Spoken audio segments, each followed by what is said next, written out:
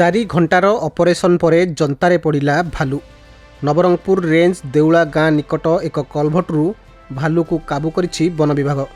Nabarangpur forester लक्की माझी नेतृत्व में 15 जन वन कर्मचारी भालू को काबू करिबारे सफल होइछन्ति। एथिपाई जनता समेत अन्यान्य आनुषंगिक व्यवस्था करी भालू को धरिबा लागि ऑपरेशन आरंभ होइतिला। संध्यारे भालू जंतारे पड़िथिला। भालुटीर बयस 6 वर्ष हेबो बोली वन विभाग सूचना देइछि। भालू को उद्धार करा जाय परे एक सुरक्षित स्थान रे रखा जाइछि। प्रथमे भालूर स्वास्थ्य परीक्षा करा जिवो एवं परे पुणी जंगल रे छाड़ी दिया जाय बोली कहा जाइछि। देउला गाँ निकट नवरंगपुर कोसागुमुड़ा मुख्य रास्ता पार्श्व थिबा काजू बगीचा को नियमित भालू माने चली आसुछन्ति। आउ केतेबेले मुख्य रास्ता उपरे चलाबुला करथिया मध्य देखिबाकू मिलुछि। रास्ता रे भालूंको चलप्रचल जोगु जनसाधारण भयभीत होई पडुछन्ति। ए दिगरे वन विभाग पदक्षेप नेबाकू साधारण रे दाबी होइछि। नहीं आम देउला गाँव में गोटे भालू रेस्क्यू कराई जो आरआरटी टीम अच्छे और नवरंगपुर रेंज स्टाफ पाखे 15 जन टीम गोटे जाते भालू को रेस्क्यू कराई।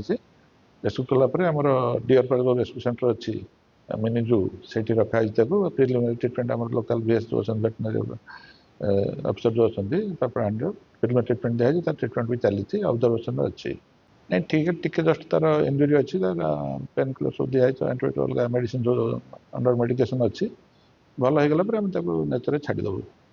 नहीं आम से जो पशुता जेसीबी खोलिकिना आमर अच्छी जो केज अच्छी कैप्चर केज से लगे फिजिकल कैप्चर करना केज ट्रांसपोर्ट करके आनलु।